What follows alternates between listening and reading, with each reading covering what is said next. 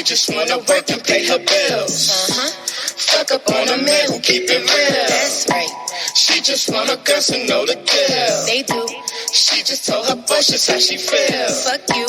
She just hit the club up on a Thursday. Told the bartender I am feeling thirsty. Took a couple shots just like it's her birthday. Hit the tree up just like it was Earth Day. Saw her at a club in a Lambo. She don't eat no pork, she gon' have no. Got these niggas shooting shots, call them Rambo. Wanna let them know it's not a man's world. They try to tap it and they black, call them Sambo. They try to tap it and they white, call them CIA. She know the truth about the game, and she don't play. She know the truth about the fame, so she okay. You like blah blah blah, she like $. You like rent this here, she like I'm buying mine. She got her besties back when it is trying times. She used to boost the pack when it was flying time. All around the world, see those pretty girls. Yeah, yeah, lights, camera, action. She ain't even acting. Color coordinated. So welcome back to another great episode of We Don't Sip Tea, We Drink Wine. I'm your girl, Miss JLH, and this is another awesome review of Atlanta Season 3. We are now on episode 4. The good thing is that this week or last week, sometime, I haven't talked to you in a while, but they did just release that Atlanta will be coming back in September. Yay! Yeah. And we back in Atlanta. So I'm excited about that. All right, so introduce yourselves real quick to the people. They heard you before on the first 2 episodes, but go ahead and introduce yourself real quick. Let them know who you are. It's me once again, Van Everett of the Scenario Radio Show, Real Talk with the Playlist. Yeah.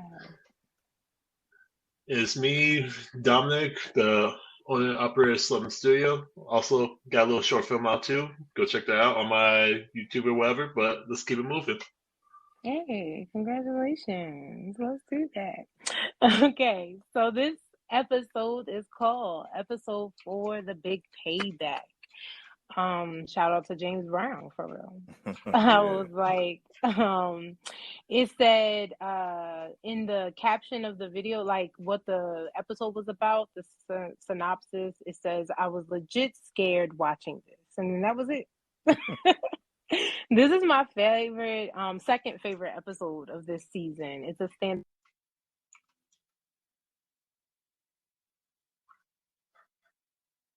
Sorry, y'all, my alarm went off.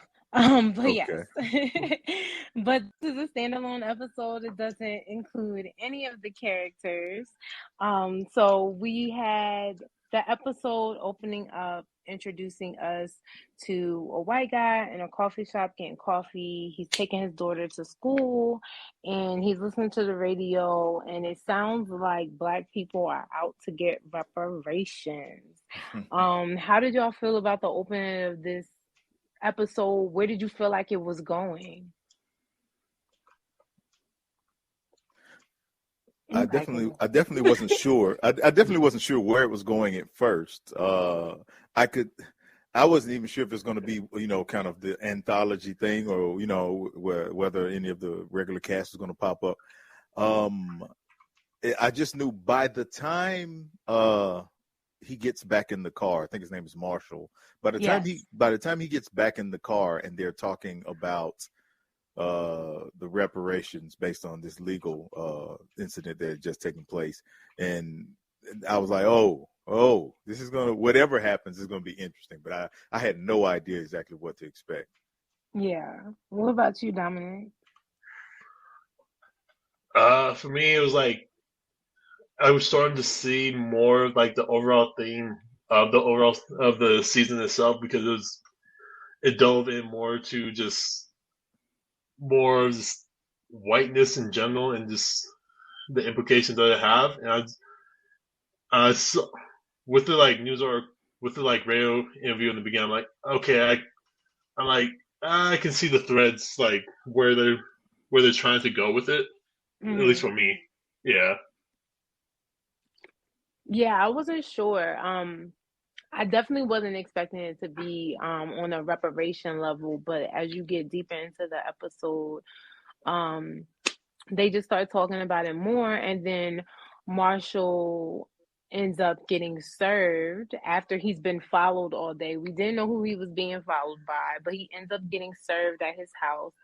And a black woman by the name of Shaniqua Johnson shows up, camera all in his face, and she tells him that his great great grandfather owned her great great grandmother and grandfather, and so he owes her like $3 million. Mm-hmm. And then she starts like going through his house, talking about how it's beautiful, how many rooms he got. They can't wait to move in, and his life is like totally like blown up, because I think at one point when he's in the car and he's listening to it on the radio about how the Tesla guy got sued, he's like, dang, it's messed up, it's not cool, but at least it didn't happen to me. At least that's what I got from his expression from it. Oh yeah, no, definitely. He had more of the like, it's not my problem, I don't have to worry about it type of thing. Yeah, for sure. And then so now he owes this woman, but he's kind of like hiding out from her in a sense too, because it's like, why he feels like, why does he owe her? He didn't own slaves.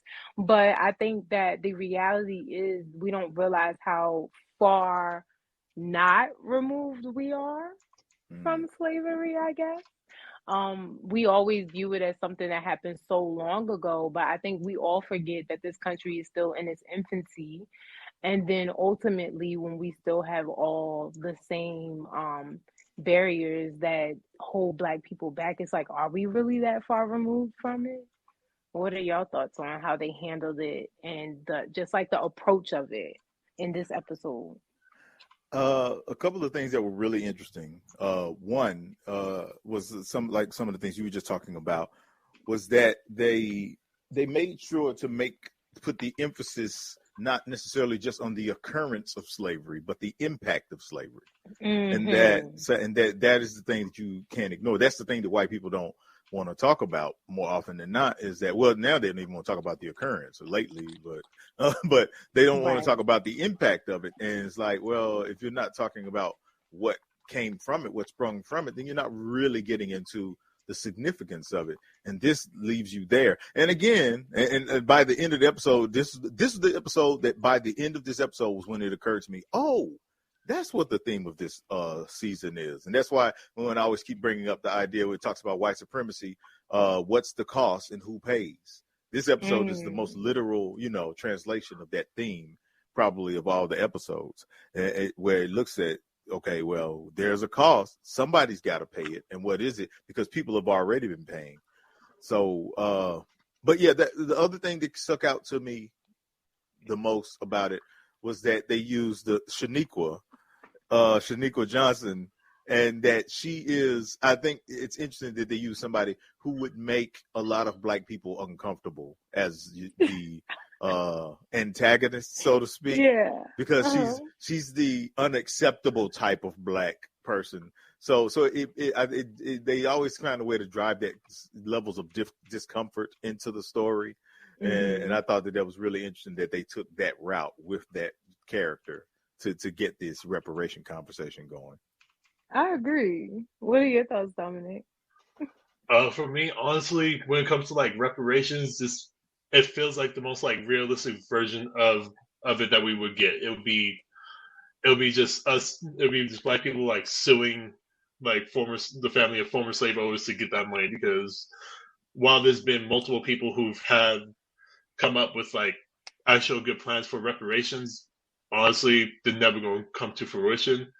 And this is a way that it will come. Also, it showed how, like, as soon as people knew they were going to get sued for all this money, they like stepped back from their whiteness. It became less, I'm white, and like, oh, I'm Peruvian, oh, I'm Jewish.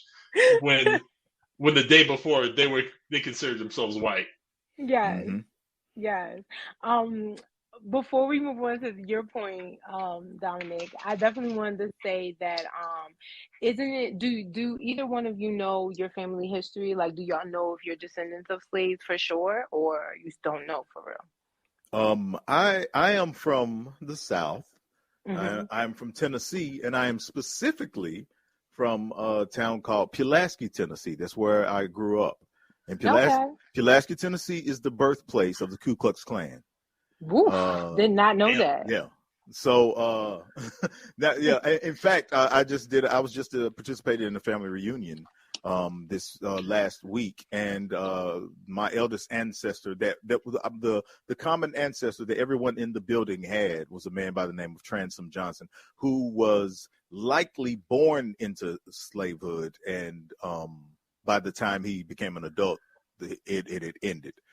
Wow. So he was my great grandfather.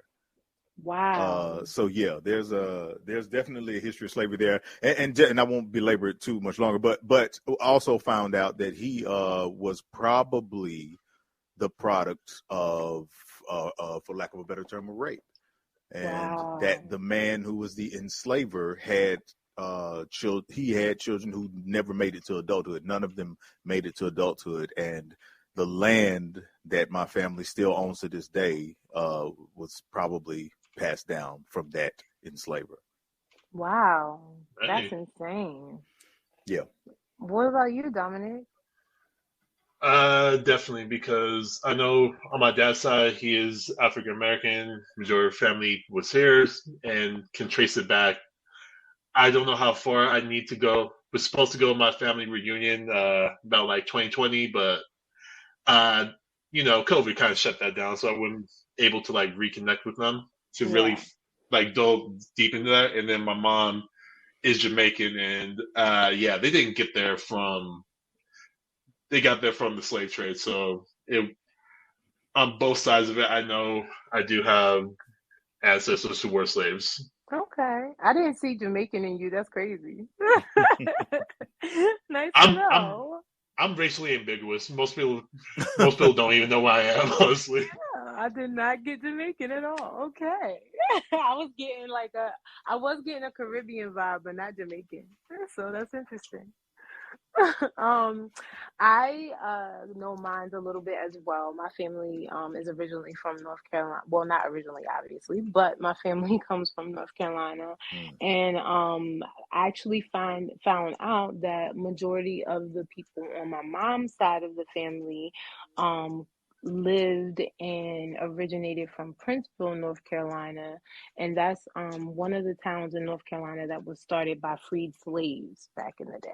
So after slavery. So I definitely know that my family's story is a little similar to yours, Van.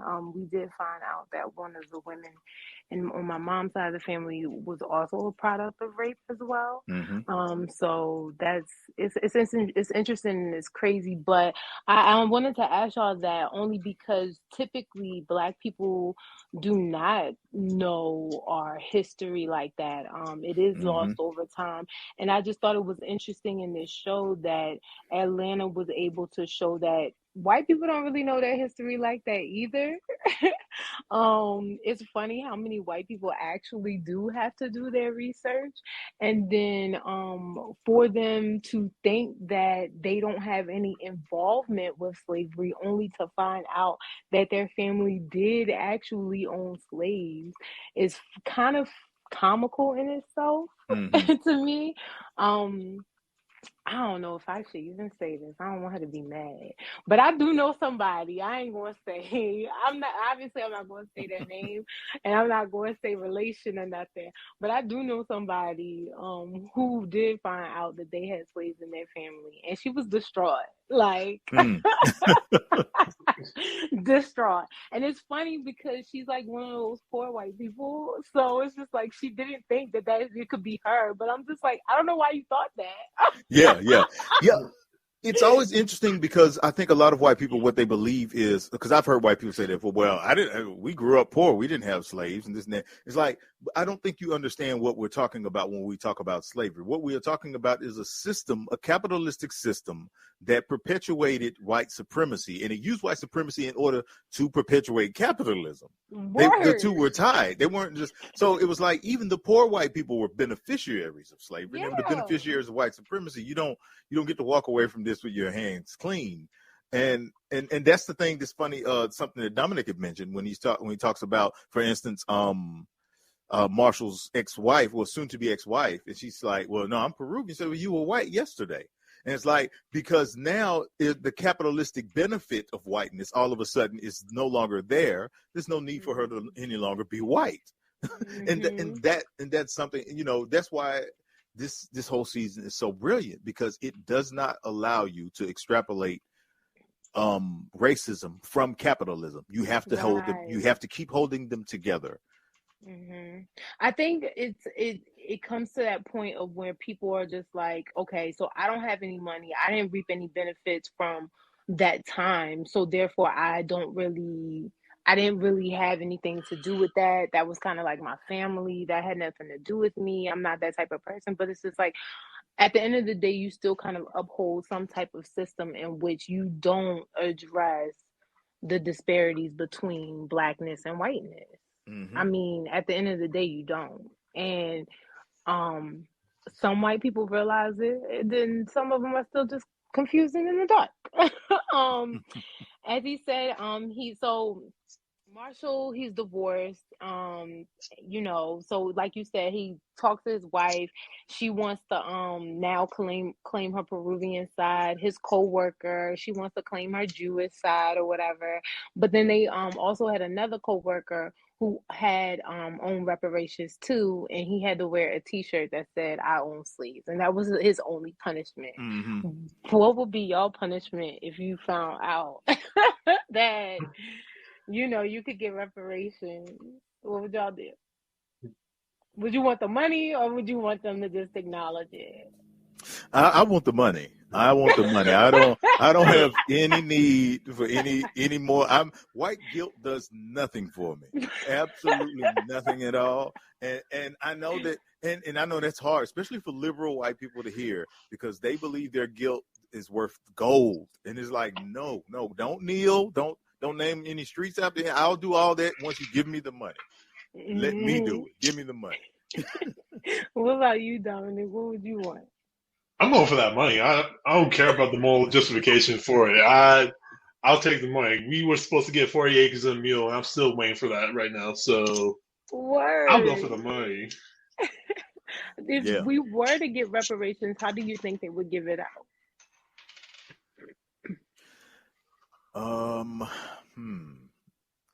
Well, begrudgingly, I know it's one of the ways, but I don't know. It would. I mean, I don't know how they would work that out. I don't know how they would work it out, because obviously there would be a tremendous amount of haggling, and I think even the haggling is good. I like that people have to wrestle with that conversation, because you have to ask, well, who was the beneficiary and who was the victim. But I don't know. I don't know how they would work it out. They would figure out as underhanded a way as possible, I suppose. Yeah. However it was. I do know a couple of cities around the country, just a couple, have started reparations in their own cities and just doing it that way. I'm not really sure how they're funding it, if they're going through education or housing or whatever the case may be. But I know some of them have started some like reparation pilot programs. So yeah, I would like if nothing else, I would like for the next several generations of Black people to simply just be able, if nothing else, to go to the school of their choice, free tuition. Yeah. If nothing else. I agree. I totally agree. That would be a start. Yes, I agree. So, now while they're at the job, one of my favorite things that happens while Shaniqua is at the job yelling at Marshall, and she's on the blowhorn saying how his family own her family and how he owes her money and stuff, and he's like so embarrassed. But it's the girl in there, her name is Ashley, I guess. She finds out her family is Nordic, and she's like, "This concerns all of us, Willie." And Willie's like, "No, it don't, Ash." And he just laughs and continues eating his apple. It's just so funny to me because I'm like, white people are really scared now. Like anybody can get it, but black people are just living and like loving it because now we getting what is owed to us. How do you think that's how it will go down? Like, what do you think if that really happened? I don't feel like it would be this that's peaceful as they made it seem on this show. No, I don't. I No. definitely don't think it would be as peaceful. I'm trying not to make sweeping generalizations, so I won't. But I will say that the propensity for violence when things don't go certain people's way has already been shown, time and again. So no. It definitely would be a lot more difficult. But I do think the comical approach that they took is still cool. I enjoyed all of that all the tense moments, like in the workplace that they were having the conversations and stuff, and Marshall attempting to negotiate things. Just, I guess, not he wasn't negotiating a price with Shaniqua, but definitely negotiating it among his black coworkers who were really not trying to hear any of it. Yes, yes. So after it's all said and done, Marshall tries to go back to his house. Of course he can't because Shaniqua and all her people now done camped out in front of his house, and she's just claimed it as her own. The funniest part about that scene is her son chasing the car because again it's like another stereotype. Mm-hmm. And it's like Atlanta does it again. I just love it because it's so subtle and it's just so real. What did y'all think about that scene? Honestly, it reminded me of that Terminator scene in the second Terminator where the cops like running after him. Oh my God, yes. It was just like a 1-to-1 for me. I just found it hilarious, honestly. I didn't even think of that. Yes, that does remind me of that too. That's like another good like little analogy that they did. I love how shows now are doing like old to like throwback stuff anyway. So that's cute. So then Marshall ends up having to stay at a hotel and he meets this guy named Ernest, Mm-hmm. and his name he says you can call him E. So he's the white Ern. And remember, we see him in the beginning of episode 1 on Lake Lanier telling us the story about it. Mm-hmm. How did y'all feel about that symbolism of him being there and then him talking to Marshall and them having that deep moment in conversation? He's the place that he seemed to fill in the series was this voice. I don't know what you would call it exactly, but he's a voice that speaks to whiteness in a way that whiteness can understand. So even in that first episode, when he's talking to the black guy, the things that he's saying are things that white people need to hear. And he talks about white supremacy as a curse. And this time, even though last time when he was talking about white supremacy and how it was a curse to white people, this time he's talking to a white dude about how white supremacy has been a curse to black people. Because he's saying, well, yeah, okay, but what do they deserve? Because he was, the guy's like, Marshall's like, well, I'm getting, screwed over for something that I don't deserve doing, but based on something I don't deserve. And he's like, but what did they deserve? Yeah. It's like the impact has happened. It's still happening and it's compounded with interest. What do they deserve? It's like, it's easy to say that this isn't being negotiated properly when you've been the beneficiary of the negotiations for 400 years. And so him giving that monologue and putting it that way, because otherwise what happens is the conversation always gets cut off. And it's like, okay, the truth is maybe there never will be reparations, but the conversation has to happen, not just because we have a certain number, but because when you have the conversation, you can't avoid, one, as I said before, capitalism. Two, you can't avoid the impact. And we have to talk about the impact. The way it affects us physically, emotionally, spiritually. It has defined everything from the addresses, on our mailboxes to just the way that we speak. It affects everything. And if you let white society make the choice, they'll disconnect it and act as if it was something that was, so far in the past that it could have that the roots aren't here growing into our lives. So it's like, and I think that question is the question. What do they deserve then? Yeah. I think the biggest thing that you said there is like they think that it's something that's in the past. And that was one of the things that Ernest was saying, was that, we look at it as history, but they don't see that as history. It looks at something, slavery is something that kind of pretty much we're reminded of every day, and that haunts us every day. I mean, do y'all feel like as Black people, you're haunted by the past a lot? Yeah. For me, definitely, because the area that I live in, predominantly white, so I have to navigate through that and the past of knowing that my family were slaves and navigating through that, because a lot of white people don't understand the impact that it does have. Like with Marshall and how he was like claiming, oh, our family was a Hungarian and they were slaves, even though that was like legitimately like like thousands plus like years, like even way before the Atlantic slave trade. Right. And honestly, that is how a lot of white people see slavery as something that happened in the past. Hell, I even have a friend, her family owned slaves, and when confirmed by all her best answers that she gave me was, my grandma, she was nice to them. Didn't give them the freedom papers, but hey, she was nice to them. And go ahead. I'm sorry. But that's the point of it. Like they don't understand the impact that slavery has had on us and how that says back, and how that plus capitalism has led to the reality in the world that we have now, instead of understanding it and then the impacts that it has. Same reason why a lot of people don't like talking about critical race theory, even though it's just a theory that would be talked about in college. They see it as some bad thing because it'll make their kids think that they're terrible people. When in reality, it's just talking about the history of what happened. Yeah. What were you going to say, Van? No, I was just going to say that, and that's the thing. That's why it's important. That's why this show is so great, is because it keeps you reframing the conversation.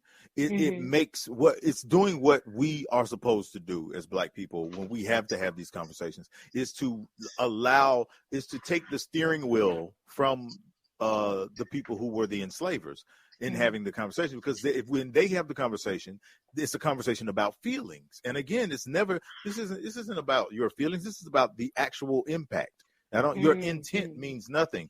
And so, because only someone who doesn't understand what oppression looks like can say that, were these slaves treated well? That's the first thing white people ask when they go to plantations. Well, these slaves were treated well, weren't they? It's like, no, it's in the name slave.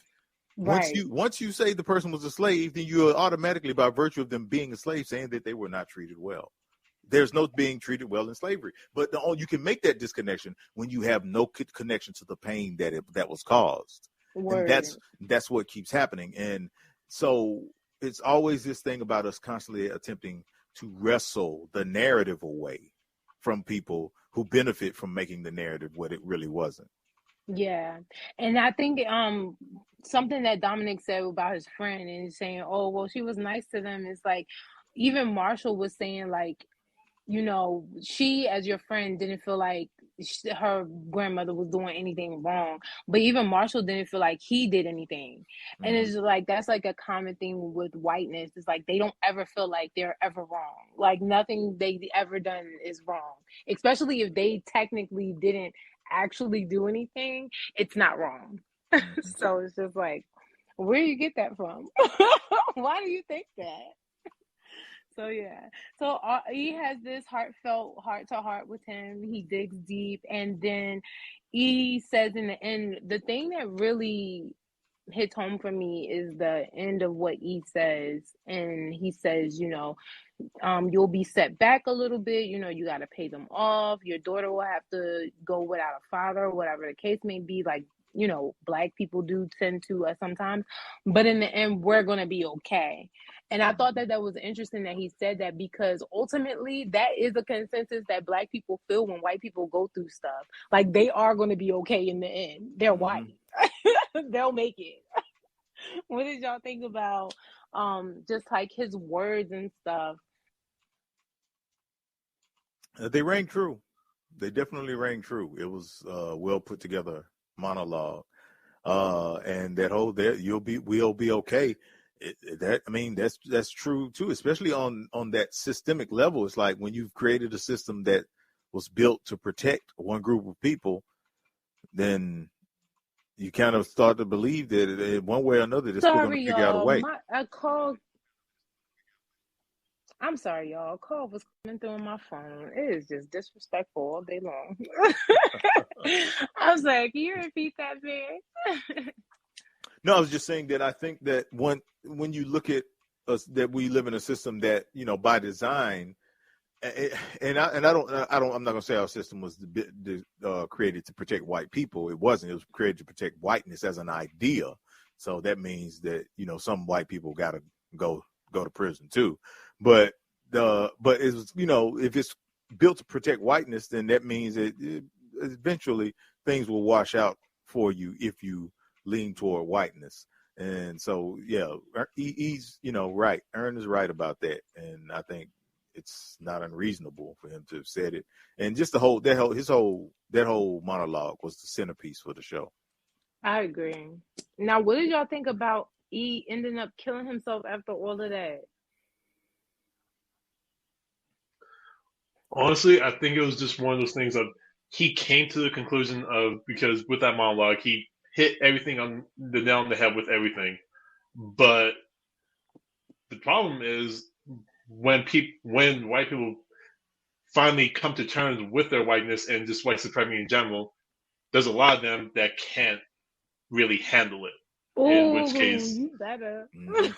which he could handle the implication. Like, he saw the problem, he knew the solution to it, and realized that even after everything, given reparations, all that, at the end of the day, they will be fine. But there's a lot of white people who don't see that and see it as the end to everything for them, rather than just the beginning of something new.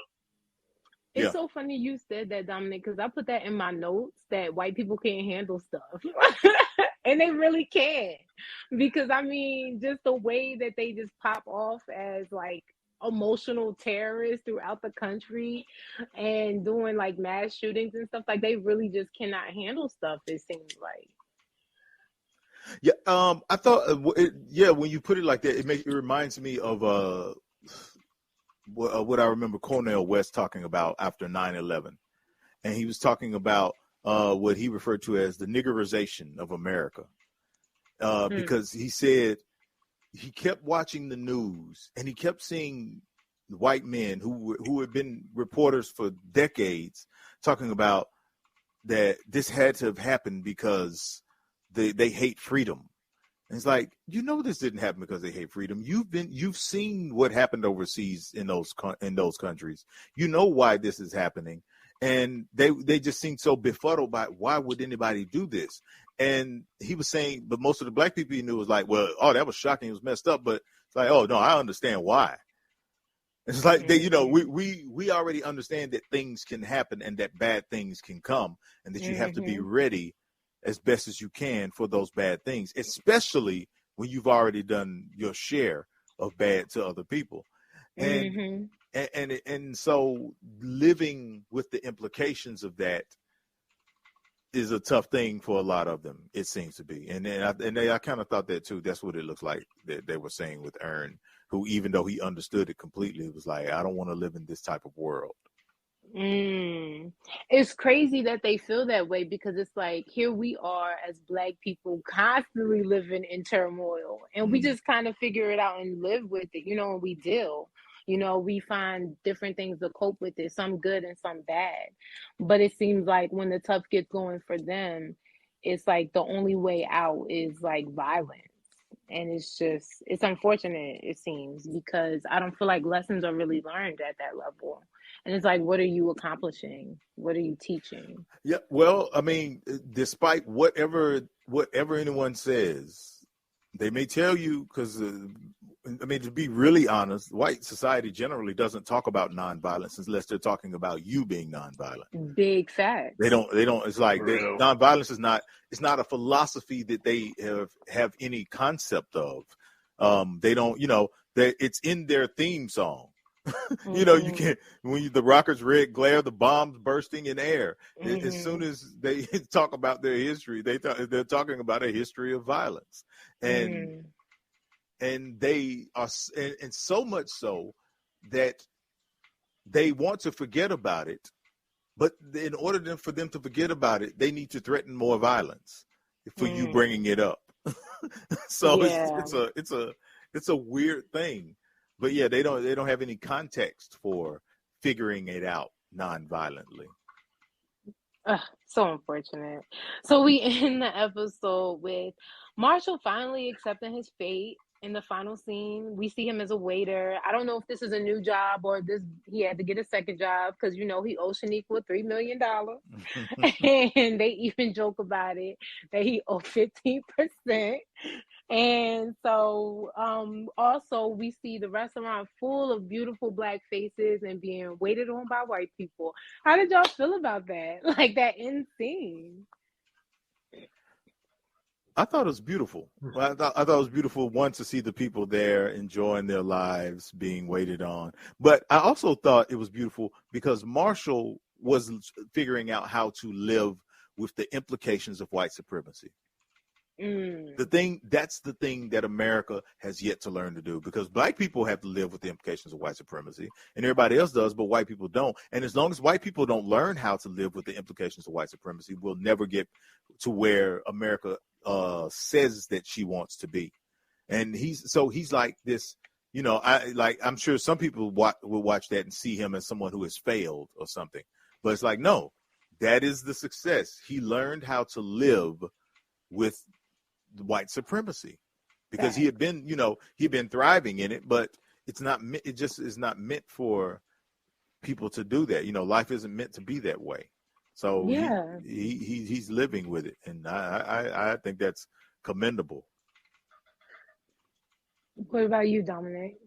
I love the end of the scene because it showed them Marshall. He learned from what he said to him, because not only he may or may not have gotten a new job or a second job. It's kind of up in the air whether or not that happened or not, but he's paying the reparations, because the typical was only 10%. He put in 15. He's putting more towards it. Because he's finally realizing that, white supremacy has played a role in like Shaniqua's family having the turmoil and stuff that they've had, and realizing, okay, move on past this. To the point where my man's learning Spanish from working with some of the bus boys back there. Like, he got homeboys who's been teaching him Spanish. Like, he's learned to like move past that and try to be like a better person in towards the whole overall goal that most people would want, and with like the integration and just everything. Yeah, I didn't even think about that. His wife's Peruvian. All that time you didn't know a lick of Spanish. Yeah, and his wife probably didn't either. Yeah, I'm pretty sure she picked up Rosetta Stone that day she found out she was Peruvian. So what was your favorite part of the episode before we wrap it up? Ooh, that's tough. There was so many good parts in it. But I probably go back to, I guess by a close hair, it's probably Ern and his monologue when he's talking to Marshall. That kind of goes over the top for me, because of it raises this question that nobody ever asks. That when they talk about reparations, they don't talk about they talk about in terms of, well, what white people, well, why do I deserve this? And his question is, why do Black people deserve what they've gotten? Mm-hmm. I would say that that's my favorite scene too, only because it was a random turn of events that I wasn't expecting. And I think Dominic put it in perspective for me, that Marshall did accept his fate. He did ultimately he's trying to do the work.